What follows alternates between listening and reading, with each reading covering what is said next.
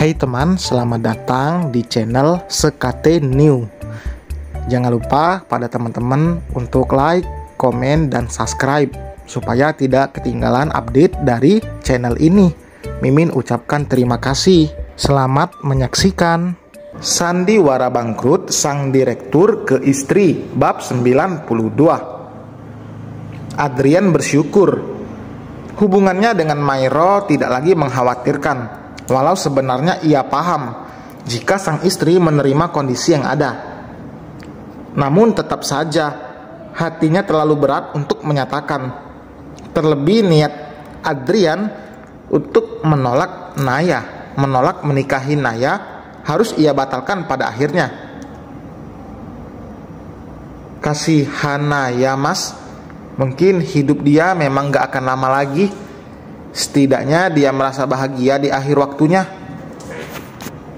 Kamu pikir aku suka melakukan itu, Mai?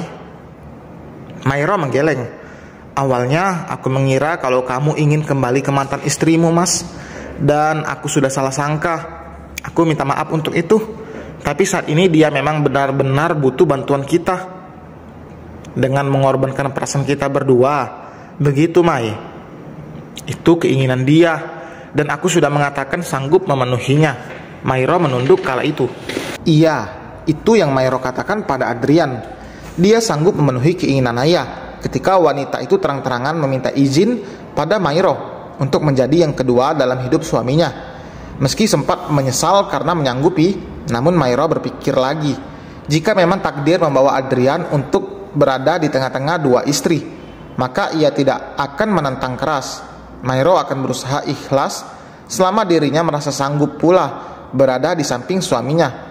Adrian tidak bisa berbuat apa-apa ketika Mairo kekeh memaksa dirinya untuk berbagi suami dengan wanita lain. Tapi untuk apa jika pada akhirnya dia yang menyerah? Kita jalani saja apa yang ada di hadapan kita, mas. Kita tidak menginginkan berada di situasi ini, tapi takdir telah menghadirkan Naya di tengah-tengah kita. Kita akan jadi orang yang egois andai mengabaikan keinginan sederhana ini. Seenteng itukah Mairo berkata, tanpa menyadari isi hatinya yang Adrian yakin pasti terluka. Ucapan Mairo sudah lewat beberapa hari sejak obrolan di kantor 2 hari lalu. Namun nada suara sang istri seolah terus terngiang-ngiang menemani langkah Adrian kemanapun. Sepanjang lamunan di kantor selama istirahat siang, tak henti-hentinya Adrian menghadirkan bayangan wajah Mairo kala itu. Hanya ingin mengingat kembali reaksi ketika berucap demikian. Namun fakta yang ada, sang istri tetap menampakkan senyuman manis, seolah luka dalam hatinya tak bisa sedikit pun Adrian lihat. Kamu masih penasaran kenapa aku sanggup berbagi suami dengan wanita lain, mas? Apalagi dia mantan istri kamu. Iya, apa? Sempat kesal ketika Adrian bertanya demikian demi meminta jawaban cepat-cepat. Aku hanya ingin melihat takdir ke depan dengan sebuah kejadian yang sebelumnya membuatku bimbang. Maksud kamu, kalau pada akhirnya kamu berhasil menikahi Naya dengan mengucap akad di depan penghulu dan para saksi, tandanya kalian masih berjodoh dan aku harus terima, mau nggak mau. Adrian mengangguk mengerti. Tapi kalau kalian tidak berjodoh, aku yakin tidak ada jalan yang menghubungkan untuk kamu bisa mengucapkan akad itu. Sejak beberapa kata dari sang istri itu mengudara dan mengalir masuk ke telinga Adrian, ia tidak bisa lagi menyangkal. Benar apa yang Mairo katakan.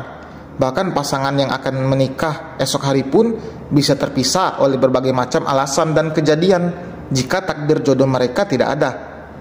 Alasan itulah yang pada akhirnya membuat Adrian sadar dan menerima. Setelah penjelasan meyakinkan dari Mairo, ia menjadi lebih lega. Pekerjaan kantor yang sebelumnya terganggu bisa kembali berjalan lancar. Hampir 2 minggu dirawat di rumah sakit. Kondisi kesehatan Naya akhirnya perlahan membaik. Menurut dokter yang menangani, dia sudah diizinkan pulang dan menjalani rawat jalan. Juga memenuhi anjuran untuk melaksanakan kemoterapi sesuai jadwal. Tapi mungkin hal itu akan Adrian urus esok harinya. Malam ini ia memilih tidak mendatangi rumah sakit seperti sebelum-sebelumnya. Toh tidak hadirnya dirinya tidak terlalu mempengaruhi kondisi Naya saat ini. Dia sudah tampak sehat, walau tidak seperti sedia kala. Selain itu, Adrian ingin menghabiskan malam bersama Mairo setelah masalah demi masalah menyekat keduanya untuk beberapa waktu.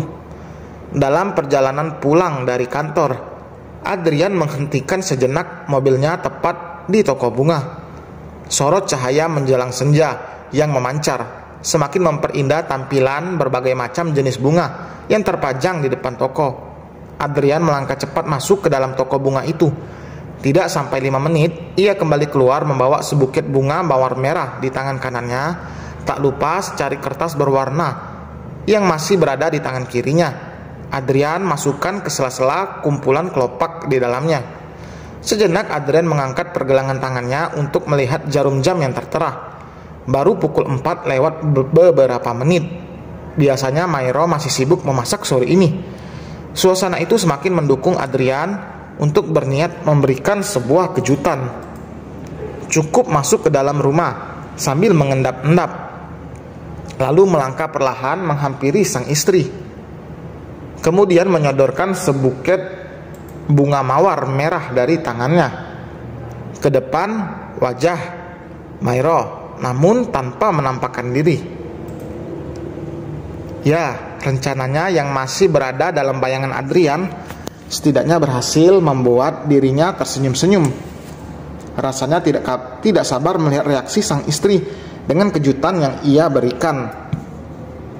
Tidak hanya tertawa bahagia, pasti akan ada kejutan balik dari Mairo. Tak ingin hayalannya itu hanya menjadi harapan kosong saja, Adrian bergegas masuk ke dalam mobil.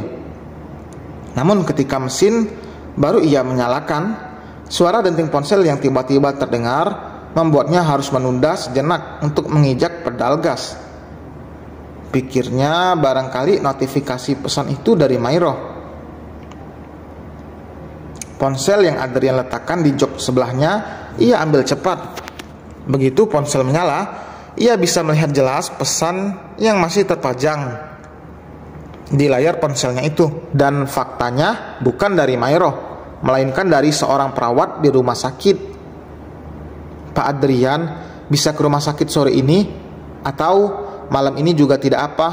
Pasien Naya sedang menanti kedatangan Anda. Adrian hanya membaca pesan itu di notifikasi pop-up yang terpampang. Tanpa membukanya, selain karena tidak berniat membalas, ia juga tidak berniat mendatangi rumah sakit sesuai isi pesan tersebut. Sepulang dari kantor, Adrian memang rutin melihat kondisi Naya selama dirawat. Waktu itu ia memang menyempatkan waktu demi kondisi Naya itu semakin membaik. Katanya kehadiran dirinya menjadi mood buster tersendiri untuk Naya, sehingga dia bisa lebih cepat pulih. Namun tetap saja sebagai seorang suami yang memiliki istri di rumah, Adrian tidak bisa terus melakukan itu. Lagi pula kondisi Naya sudah baikan. Artinya datang atau tidak dirinya tidak begitu berpengaruh. Adrian kemudian memutuskan menekan pedal gas cepat-cepat. Ia tidak ingin terlambat memberikan kejutan. Biarkan saja Naya. Akan ia urus besok bersama Mairo tentunya. 15 menit membelah jalanan ibu kota, sampai juga Adrian di depan pintu gerbang rumahnya. Namun kali ini ia tidak akan langsung memasukkan mobil ke dalam garasi. Khawatir sang istri akan mendengar suara deru mobil, lalu menyambut kedatangan dirinya. Alhasil rencana kejutan bisa terancam gagal. Seperti niat sebelumnya, Adrian melangkah masuk ke dalam rumah secara diam-diam. Ia melihat kanan kiri. Begitu membuka pintu rumah, tampak sepi. Mungkin Mairo masih sibuk di dapur, pikirnya. Di tempat itulah Adrian berniat mengejutkan sang istri dari arah belakang dengan memeluk tubuhnya tiba-tiba, seraya menyodorkan buket bunga. Pasti romantis. Perlahan Adrian melanjutkan langkah menuju tempat tujuan, yakni dapur. Ia mengendap-endap seraya menoleh setiap sudut ruangan. Sayangnya ketika langkah sudah sampai di ruang keluarga, tanda-tanda suara bising dari dapur tidak terdengar. Artinya Mairo sedang tidak memasak. Tebakan Adrian pun nyatanya benar. Sang istri tidak berada di sana. Aroma masakan yang biasa Adrian hirup di waktu-waktu ini bahkan tidak tertangkap oleh indera penciumannya. Kali ini Adrian menebak jika Mairo berada di dalam kamar. Dengan langkah cepat, ia menaiki anak tangga dan bergegas menuju depan pintu kamar. Kejutan yang sudah dibayangkan sebelumnya harus gagal karena tempat yang berbeda. Tapi tak apa, mengejutkan sang istri di dalam kamar justru lebih romantis. Ia bisa langsung menghabiskan waktu di dalam lebih lama tanpa gangguan apapun. Adrian pun membuka pintu kamar dengan sangat pelan, berharap andai Mayro di dalam, dia tidak menyadari kedatangannya. Sambil melihat kanan kiri, memastikan sang istri tidak tampak, ia perlahan masuk. Lagi-lagi tanda-tanda keberadaan Mayro tidak juga Adrian endus sosoknya, termasuk di dalam kamar mandi. Hati yang sebelumnya berbunga-bunga kini justru merasa kesal. Tidak di lantai bawah, di lantai atas pun sang istri tidak nampak sedikit pun. Kenapa dia selalu saja tidak ada di rumah di saat aku butuh keberadaannya? Gumam Adrian lirih, lalu menghempaskan napas kasar. Buket bunga, 2 tangan, bahkan ia lempar ke atas kasur. Akhirnya Adrian harus merelakan kejutannya benar-benar gagal. Ia kemudian mengambil ponsel dari saku celananya, berniat menghubungi sang istri. Setelah melepas jas yang masih melekat di tubuh dan melemparnya asal. Ketika kontak bernama bidadariku hampir Adrian pencet, ia dikejutkan dengan tangan yang mendadak mendarat di pundaknya. Namun Adrian tidak langsung menoleh, hanya melirik ke arah tangan tersebut. Ia memilih bertanya lebih dulu.